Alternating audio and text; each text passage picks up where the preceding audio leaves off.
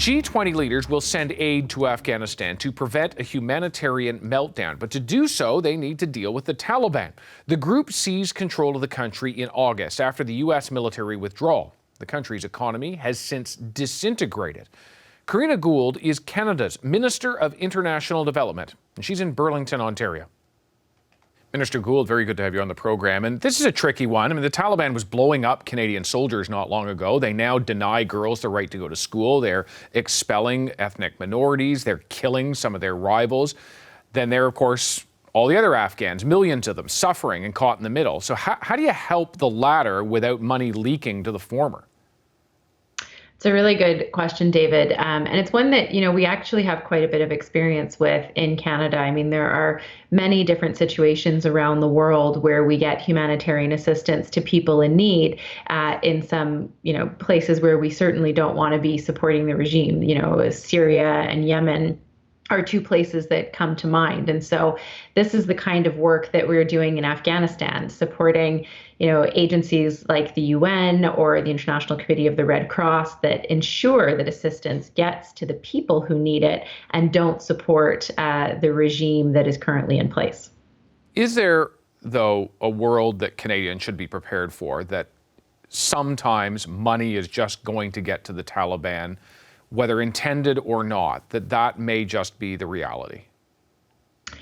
Well, that is not in our plans as Canada, and it's certainly not in the plans of the international community, and is certainly not amongst like-minded donors right now. We are very unified in the sense that we need to provide humanitarian assistance, so emergency food aid, emergency medical assistance, emergency shelter to people who have been displaced because of the recent conflict, because of the humanitarian crisis. But there is consensus, amongst like-minded partners that we will not be supporting or recognizing the Taliban.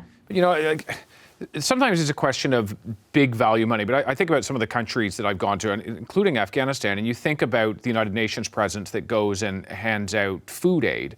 Well, the UN presence in Afghanistan now is minimal compared to what it once was. And when you're talking about food aid, almost anybody can show up and take food. And the Taliban have such total control over many areas that they could ultimately control the warehouses or the streets that those warehouses are located on. How do you prevent the Taliban from benefiting from the aid that admittedly is desperately needed by so many people? Well, again, so there have been a lot of experiences by humanitarian entities and organizations that work in really difficult situations. The UN was already working in many places in Afghanistan where the Taliban were de facto in charge even before the fall of the Republic in August of this year. And so they know how to work in these contexts.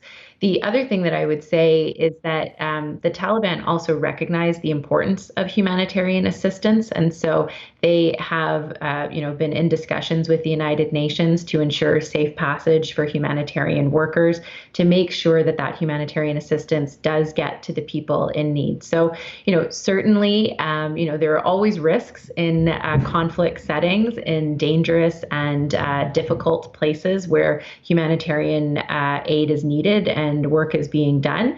But at the same time, this is something that Canada, the international community, has been doing for a very long time. And we're very focused on making sure that assistance gets to the people who need it most.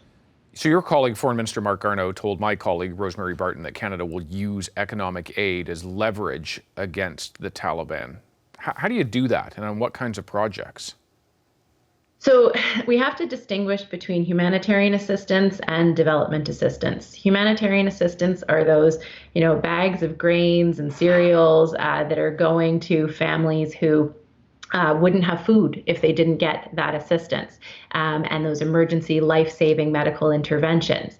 Economic or development assistance is, what Canada would have provided through the World Bank Trust Fund that supported the education and healthcare activities run by the government of Afghanistan. It would have been, the support for economic activity. And so those are kind of two different branches of the work that my department does. Humanitarian assistance, which we consistently make sure is not politically motivated, it is unimpeded, and it gets to people who need it. Whereas development assistance is something that we can use as leverage with the Taliban to say we will not be returning to provide development assistance unless certain conditions are met. For example, upholding the rights of women and girls. We're very concerned, in fact, appalled by the fact that secondary school girls, for example, have not been allowed to return to school.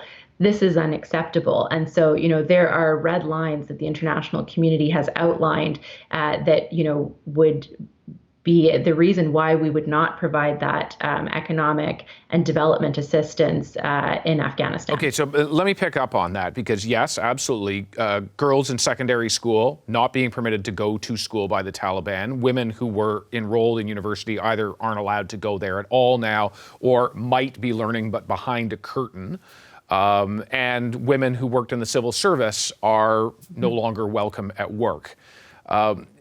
What form does that take? Does Canada, for instance, take the position that no development money will go to a Taliban government if it then doesn't allow women and girls to go to the schools that we're funding, or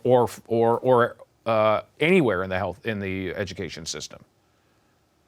Well, so first of all, I'm not sure that any Canadian development assistance would go to a government run by the Taliban, but there may be an instance where development funding goes to NGOs that work in Afghanistan. Yeah. But if the policy is that women and girls are not allowed to work or not allowed to attend school, I don't see a possibility of Canada saying we will fund education activities for boys only. To my knowledge, there are no other countries in the world that don't allow girls to go to school as a matter of policy. And so that's not a system that we could support. We would say potentially there's an avenue to support NGOs outside of the government if it's run by the Taliban with education activities, but only if it's education for everyone. So is there a world, just so that Canadians can be clear, is there a world that Canadian money, taxpayer money in the form of development aid, would go to the government in Afghanistan now, which is run by the Taliban? No, there isn't. Like, you can say that for sure, and you don't expect that to happen?